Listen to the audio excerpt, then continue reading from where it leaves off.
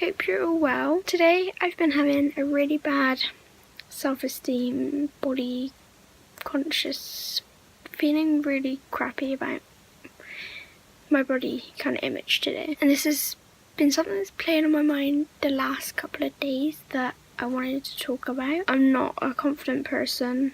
I don't have a lot, if any, self-esteem, and I find it really difficult to look in a mirror and find anything I like about myself. Being a teenager is hard. In this society where we have these perfect Instagram photos and high expectations to live up to, it's difficult enough while trying to learn to love yourself and accept your flaws and insecurities and be okay with them, discovering who you are and where you want to go in life. Dealing with all of that as well as a chronic illness is really tough. It flips your life upside down in every single way, and it changes a lot about you physically, especially if you have to use a wheelchair or a type of mobility aid.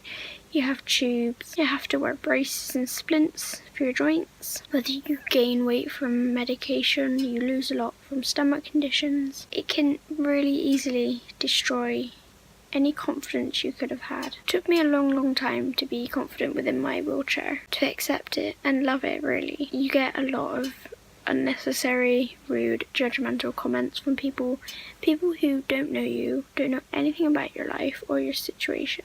You get stares, it's not easy. But without it, I would be bedbound forever. I wouldn't be able to have learned to drive, to travel and meet my internet friends, meeting my heroes and people I idolise. I wouldn't be able to go to friends' houses, I wouldn't be able to go to appointments, have any type of independence or freedom. There is a lot about myself that I really don't like. I hate my pale skin, I hate my bad skin, the dark under eyes, scars and bruises, my curved spine and uneven shoulders, braces and splints. The list could really go on forever. But when you have really limited energy, you have to make a lot of choices and sacrifices you don't have any control over. I used to be at a point where I would spend months at a time bedbound, unable to leave the house. And when you have such limited energy, you have to make these sacrifices and choices that can be really tough. And if I only just had enough energy to be able to go out, to get dressed and go out, then the thought of going out without makeup would literally fill me with anxiety. I would be shaking, I would be terrified, and I couldn't do it at all. But one day I thankfully discovered a video by Em Ford. Unfortunately, I cannot find the video, which exact one it was, I cannot remember, but she has so many amazing videos on confidence and learning to love yourself regardless of how you look.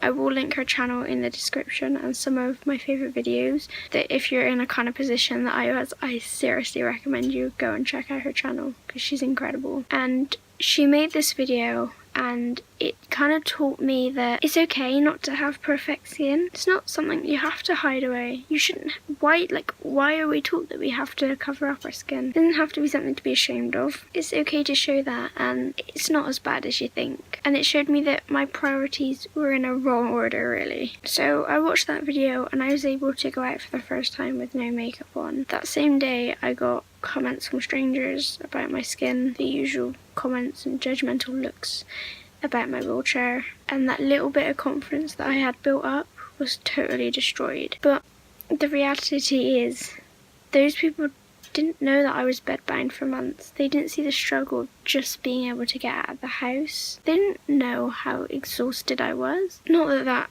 makes it okay, but that achievement of being able to just get out means way more to me than any of their comments could have. The reality is, you are your own worst enemy, and if anything, I give myself more of a hard time than anybody else ever would. But when you do have to make so many sacrifices and difficult choices and give up so much, you appreciate the little things so much more. So regardless of how I looked, the fact that I was able to go out meant more than anything ever could have that day, and every time it happened. If you watched my What I Got for Christmas video, you would have realised that I had no makeup on there either.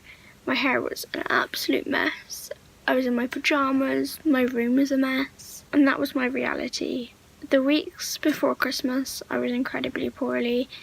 and over Christmas I was bedbound because of an infection and I felt really, really, really unwell. My reality at that point and the position I was in was I could make that video the way it was, looking a mess, having everything a mess, not being exactly happy with how it looked because it wasn't pretty and it wasn't perfect, or not make the video. Oh, that was the choice I had. And it wasn't pretty and it wasn't perfect, but it was real. Just because I am able to leave the house without makeup on nowadays, a lot of times it's been in my pyjamas with unbrushed hair, and that I post myself on YouTube in the same state, doesn't mean I'm confident. It doesn't mean I feel great about myself, or I don't care. I don't care what people think of me, but it doesn't mean that those comments don't affect me, or that I don't give myself a hell of a lot of a worse time than anybody else ever could. It just means that there are more important things in life to me,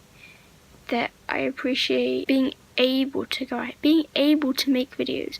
I used to love doing YouTube and then I had to stop when I felt ill. The fact that I'm now able to do that, I don't really care what I look like, because to me having the ability to do that means so much more. So while my videos may not be perfect, I might not be caked in makeup, I might not have the best lighting or the most perfect background, I enjoy what I do. I don't take things for granted, and I think having a chronic illness makes you appreciate the small things so much more. Just the fact that it exists, that I'm able to do it, means more to me than anything else ever could. A big part of me doing this channel is A, just because I love it, but B, because I want to be real. I'm not gonna wait weeks on end to film a video just because I won't look perfect in it, and it might not have the perfect, like I said, light in the background, because I'm not here to make perfect videos that look great. I'm here to be real. Like I said, I don't have a lot of control over a lot of things in my life, but what I do have control over and what I can do and enjoy, I will do to the best of my ability. I am really sorry this video has honestly not made much sense whatsoever. I'm feeling really dizzy today and brain fog is crazy, but like I said, it's been something that's playing on my mind a bit lately, and I was having a really self-conscious day, and I just felt like today was the day I wanted to make this video. Things don't have to be perfect, they don't have to be pretty, and they don't have to be the way